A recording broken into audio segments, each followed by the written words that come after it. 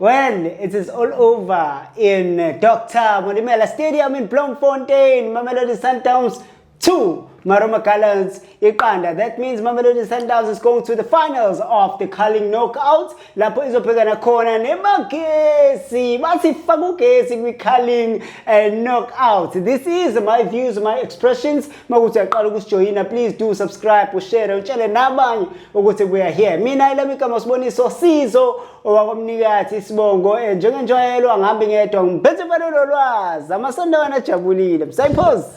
Good evening, Mzansi. This is my views, my expressions. My name is Marumo. We are doing a review of the Mamelodi Sundowns versus Marumo Gallants at the Dr. Mamelodi Stadium in Bloemfontein. A very high tactical game between the two sides, more especially on the side of Marumo Gallants. It was indeed a beautiful game. From a Mamelodi Sundowns side, we saw again a totally different starting lineup from the one that we saw in the previous game against Polokwane City. Yeah. We saw the national team, as they say. The real national team. There is another national teteam. Oh, which one is the other one? The one with the most fans. Oh, which one is that? I'm so confused. You remember the quarterfinal in FNP? Yeah. The victims there? Yeah. They sell out everywhere, every corner of South Africa. So is that team called the national team as well? They call They call themselves. Well, they are a national team. But namhlanje we're not about Kaizer Chiefs or anyone else. Namhlanje sihlangene Mamelodi Sundowns and Marumo Gallants. Beautiful game. We saw a goal from on the first half there were no goal. In the second half we saw a penalty oyithatha Ribeiro eShapagati and umdlali uzophela, and then Neoma came in and naye wafaka phakathi enethini from assist bisuka ku mfana omncane Lehlako ngambiza ngoMessi. Oh, Messi now. Yeah, intona zimbiza ngoMessi lapha ku-MTC. Oh, I didn't know about that. Anyway, how did you make of the game? I think it was high tactical game. I think Marumo Gallants did a lot of right things, more especially in the first half.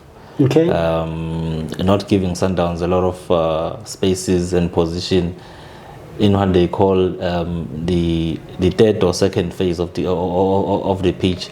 You would see them allowing them to start the ball from Ronan Williams, and then they will have a mid block with this boy Shy being the single man, and then there was a Stole, there was a Lulu, there was a Msendan, then there was a Mpambaniso, and this guy Edgar Managa being two midfielders, with Mpambaniso playing more offensively.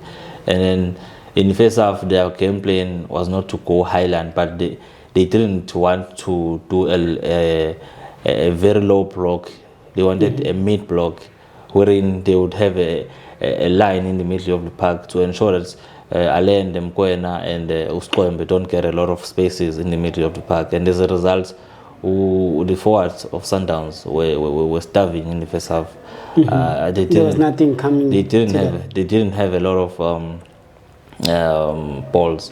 And then what they did, the moment Sundowns started rotating the ball maybe around the center circle, the Marumo Gallants backline predicted that there will be either a ball to Mtawe or a ball to Mdiba, and as soon as that would happen, they will just shift. There was a guy in Tetani, the centre back, was the one who was marshalling their defense to ensure that they play a lot of offside traps, which they won a lot of them, but a lot of them were very questionable. But I'm glad there was nothing very fruitful happen from those outside traps, because we will be talking another different story now.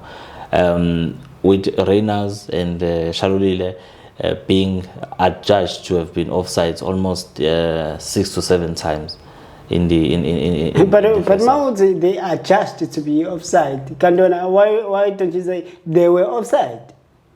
Because I don't believe most of those decisions from the referee and the linemen were correct.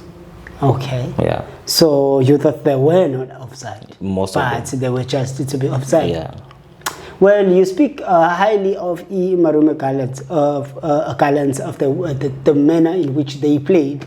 Ukuthi they did almost everything correct, more especially on the first half. Yeah. So by even also blocking Mamelodi Sundowns from the middle, ukuthi bangakwazi ukudlala, as a result there was nothing coming to those who were at the front, Shalulile and Uranus. And the wing backs. And the wing backs, Yeah. sure.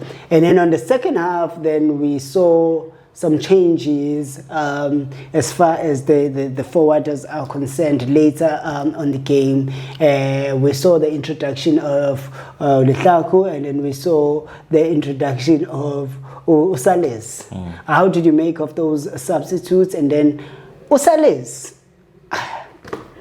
Yeah, but before we go there, because that is the later stage of the game, I want to emphasize the point that Urukas Ribeiro always reminds us that he's a Brazilian.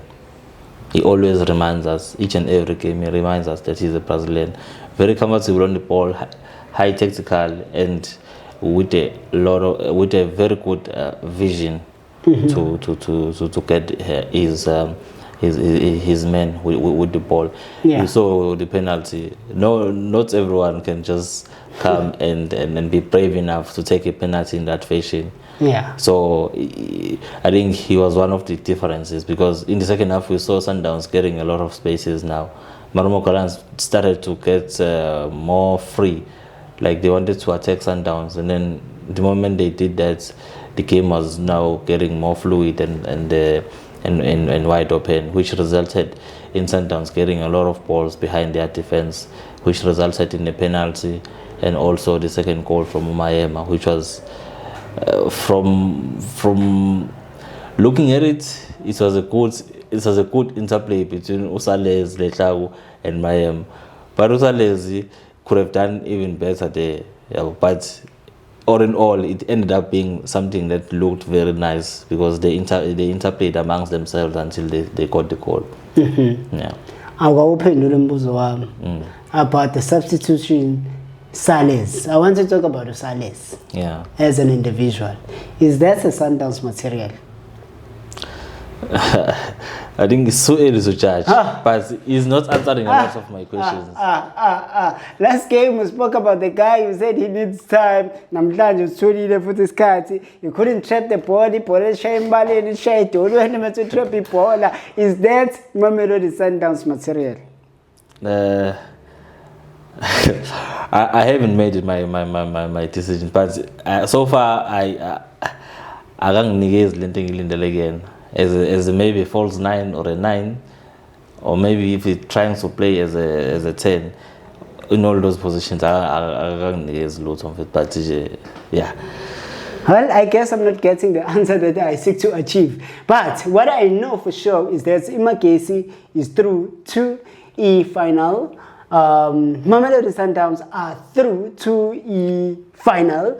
Magesi man of the match was Chipazeze, or say it's the man of the match I3. That is to say, 300,000 as we speak right now from the Culling knockout. And then Namhlanje we saw Ribeiro taking that man of the match. You have said a lot about Ribeiro, taking into consideration as well that he always reminds you that he is a Brazilian. I'm not sure about your guy Sales, because I know that he's a Brazilian as well. But those first touches, I Brazil, I don't know what to But we're now going to see Sundowns versus Magesi.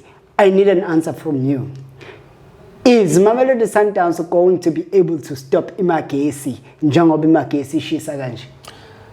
If I can just flip-flop the question, is Magesi going to stop Sundowns? Because Sundowns is the highest scoring team in this competition, with 4 from Chiefs, 5 from Arrows, and then 1 from Marumo Gallants, which adds up to 10. But the thing is, going to this game, Marumo Gallants, Magesi. Magesi is on fire. Magesi is playing their different game that nobody seems to be able to stop them. Orlando Pirates failed to stop them. TS Galaxy failed. Richards Bay failed. Kaizer Chiefs in the league game, they failed to face and stop Magesi. Will Mamelodi Sundowns be able to stop them? I think it's going to be a tough game for both of the teams. Just to highlight the strength of Magesi, I think they've got a very good coach. It's going to be a revenge between Sundowns and Clinton Larsen personally, because during his spell at Celtic, he had a lot of pain that he inflicted to Sundowns. If you can remember the 2012 Telkom Knockouts final in Durban, where they won by a non-goal, if I can put it that way, and then it was a non-goal because it didn't cross the line. It was a non-goal in December, and I think it was 16 December, some time ago in Durban, Moses Mapid, and then I think he was the one in charge of the Sundowns dropping of 5-0 by Bloemfontein Celtic around 2014. So that alone it goes to show, and then the run that he's had in the competition, it goes to show that for Sundowns it's not going to be an easy game.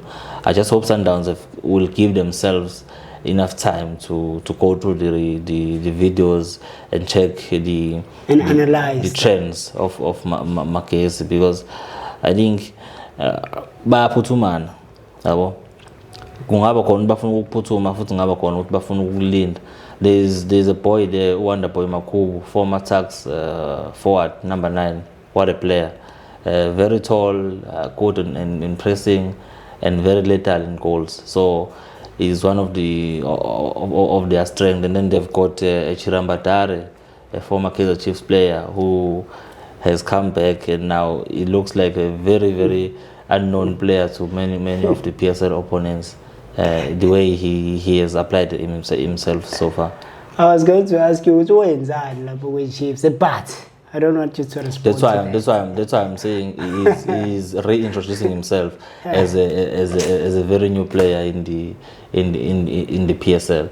Well, and they've got Dion Abrams, a former Sundowns youth player who is who is a left winger who is right-footed, coming from the left side, cutting inside. Very good. He's got a very good runs. Okay, Lalel Asbaye, we'll talk about them a lot when it comes for a final. Yeah. But today, my question was, is Sundowns going to be able to stop them? But as Kwazi Yoga right now, at my views, my expressions is that Mamelodi Sundowns is through, Magesi is through, and the final. The final is going to be in Bloemfontein in Toyota Stadium on the 23rd of November. Ukuthi kuzokwenzakalani nama angazi. Mawukuthi uyaqala ukujoina, please do subscribe, share, utshele nabanye ukuthi we are here and sikuphathele okungaphathwa abaningi. From mina umfana kamnikathi ukhaphela ugcweze ujamela amaqoqo komedle ehlangene lo nswempu. Yarvie. Asibonge bafethu. Kuzoshuba.